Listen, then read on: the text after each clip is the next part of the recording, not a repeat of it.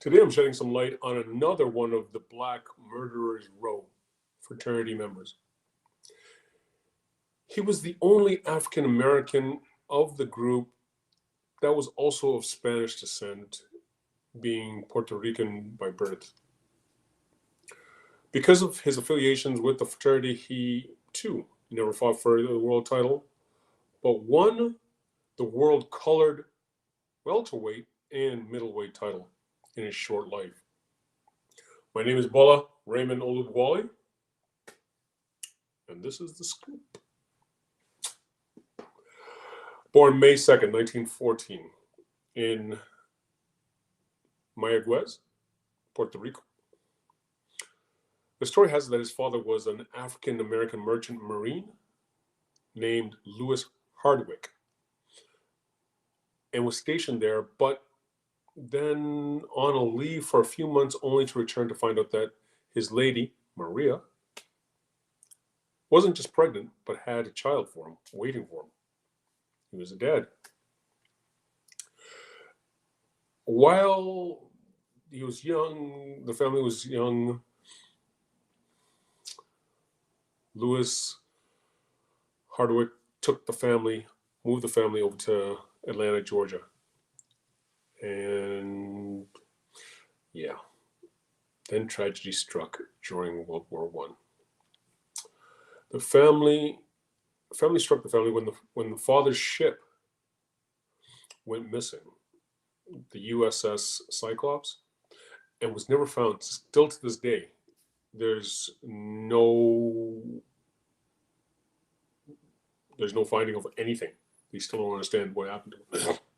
And this was the largest loss of life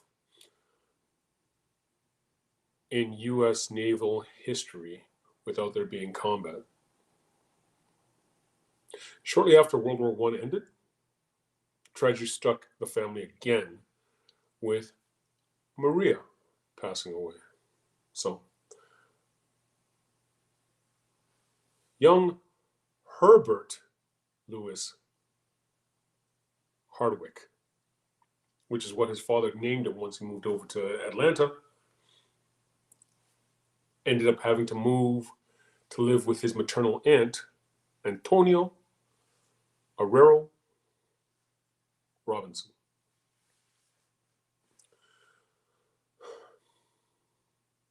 Her husband was Edward Allen Robinson, and he was noteworthy because he ended up becoming young Herbert's first boxing coach when he was 14 years of age.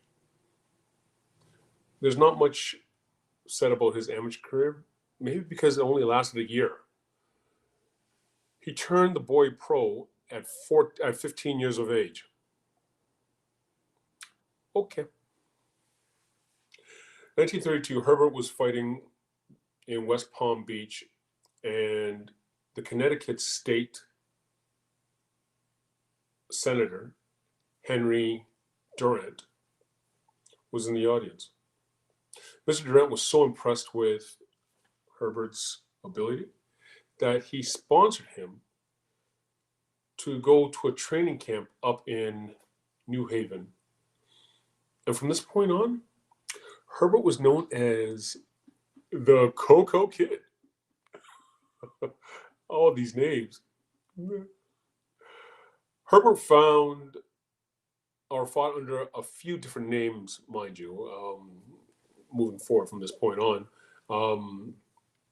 Lewis Hardwick, different spelling, Lewis, that is. Lewis Arroyo,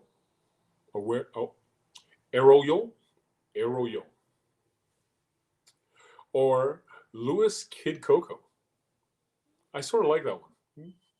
But he got his license under Lewis Hardwick Arroyo. Now, due to Lewis being part of the Black Murderers Row fraternity, his opportunities were limited when it came to dance partners. So he ended up fighting other members of the fraternity several times over. This was never more prevalent than his series with Holman Williams, a sensational fighter who only been stopped by two people, and Herbert was one of them. He fought him 13 times, beat him 8, lost 3, drew twice. He went on. He fought. He went and fought Charlie Burrell 3 times. 1 loss, 1 draw, and 1 no contest. Like, yeah. Mind you, he ended up fighting one Eddie Booker once, but was victorious. But the bottom line still remained is that all of these fighters, so as they can get paydays and somewhat sustain themselves, they had to fight each other. It was said that even the great Sugar Ray Robinson steered clear of the elite group. In 1943, Ray's handlers made the claim that Ray is going to do a tour through California, and he's taking all comers. Only for Ray to find out that the Murderers Row was in California at the time, and they're staying there for the next couple of years doing a tour too, for him to actually personally pull himself out of that tour. Hardwick fought many noble fighters, but just never for a recognized strap. Lewis Kid Kaplan was the world featherweight champion who lost his title in 1927, but faced off against Hardwick in 1933 and suffered a loss for his efforts. In 1936, the world colored welterweight title was created, and July 26th of that year, Hardwick was set to dance against none other than the Pacific Coast and Mexican lightweight champion, Peter Jackson. In this 10-round contest, Hardwick stopped him in the second. It was just like, yeah. Hardwick went on to successfully defend that title 4 times. Even a title against his old nemesis, Holman Williams, where they fought a close fight, but again, Hardwick won the fight. But what I found notable about that scenario was that Ringside Magazine actually donated the belt for it. 1940, September, Hardwick was ranked the #1 welterweight in the world. But Henry Armstrong, the recognized welterweight champion, refused to fight him under any circumstances. The colored version of the world title were being redundant in that Joe Louis dumped his world colored heavyweight title after he won the world title. And it went flat. The world colored middleweight title had gone dead also. But Armstrong knew that there would be nothing left of him if he gave Hardwick an opportunity. So he just ran. In 1940, October, Hardwick was on the cover of Knockout magazine. You go, boy. Hardwick lost his world colored welterweight title to none other than Charlie Burrell, who, upon winning the strap, never defended it, in hopes that Armstrong would actually grow a pair and give him a crack at the recognized title. For the record, it didn't happen. 1943 opened up with yet another dance between Hardwick and Holman. But This time it was for the world colored middleweight title. January 15th, the dance was on, where Hardwick won again, another close 12-round decision. Upon winning the strap, Hardwick never defended it, but met up against Williams yet another dance in 1944, with Hardwick's second fight since being discharged from the U.S. Navy. Sorry, that I messed that all up. In 1944, when he fought Ullman a second time, it was for another belt called the duration middleweight title, which another belt that went nowhere, and it was not recognized globally. So, coming to the end of Hardwick's career was a controversial fight that took place in November 24th, 1948, against one Oakland Bill Smith. Hardwick was a 2-1 favorite going into this contest. But when the investigation was done, but he ended up touching canvas 4 times during this fight. Now, the referee got suspicious and said, something stinks here. So he called the fight on the grounds that he felt that Hardwick was throwing the fight. Well, an investigation was done.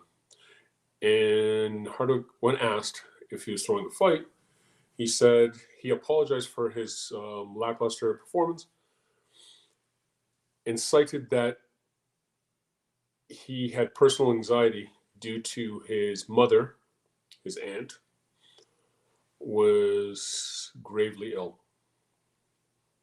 The commission didn't buy it. They withheld his pay for the fight, 1.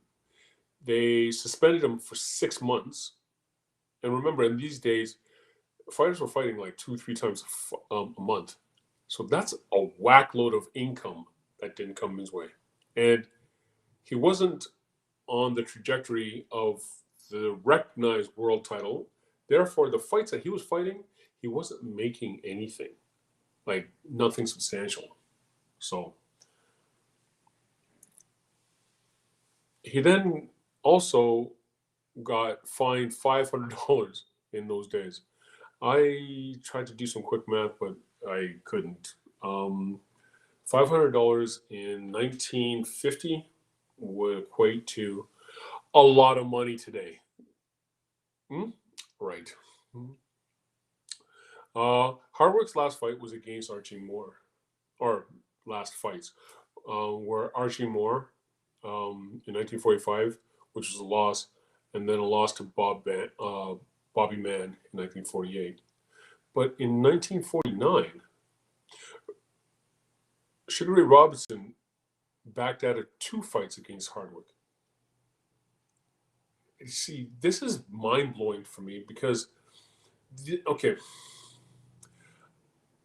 Sugar Ray Robinson was not just an icon; he was a legend to me. He was a legend to people I thought was a legend. Therefore, by association, this investigation or investigating for these series of fights really exposed the cowardice in Ray Robinson. He wasn't the world's best. There were guys who beat him up, actually beat him up. And I just found this incredibly hard to swallow. Ray ended up using Hardwick as a sparring partner, but only to see Ray ended up touching canvas in a sparring session with Hardwick, prepping for his fight against one Steve Belosi. Now, Hardwick finished his career with an astonishing record of 244 fights, 178 wins, with 48 knockouts, and 56 losses. With a career like that, and yet he never won real money. And what I mean by real money is that money that you can actually build a nest egg for or with is nothing shy of absurd and an absolute travesty. After retiring from the ring in 1950, Hardwick found himself homeless and penniless. A great like this, who beat up Sugar Ray Robinson, homeless and penniless, in the streets of Chicago. His wife had left him and gained custody of their children. According to the Naval Records Management Center in St. Louis, Missouri, Hardwick had served in the United States Navy during World War II. He was honorably discharged after being diagnosed with pugilistic dementia by the military doctors. He kept his diagnosis a secret during his days in boxing in order to continue boxing. Due to his long and difficult boxing career, Hardwick suffered from pugilistic dementia in his later years. In 1955, he wrote to the Navy asking for a copy of his discharge papers, which he claimed was stolen along with his social insurance card. Now, he was later admitted to the Veteran Administration Hospital in North Chicago. He died there 11 years later, December 27th, 1966. In 2011, Hardwick was inducted into the International Boxing Hall of Fame for 2012. The boxing world finally paid some kind of tribute to the legacy of Herbert Lewis Hardwick.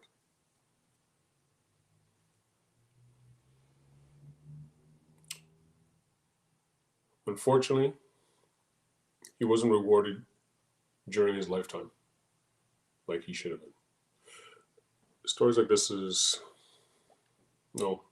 heart-wrenching, but more importantly, it's sobering, because history, she can be a feisty one. Yeah. Anyways, that's my episode. If you like this episode, please hit the like button and subscribe. Don't forget to hit the notification bell. It's your boy Bola, and that's the scoop.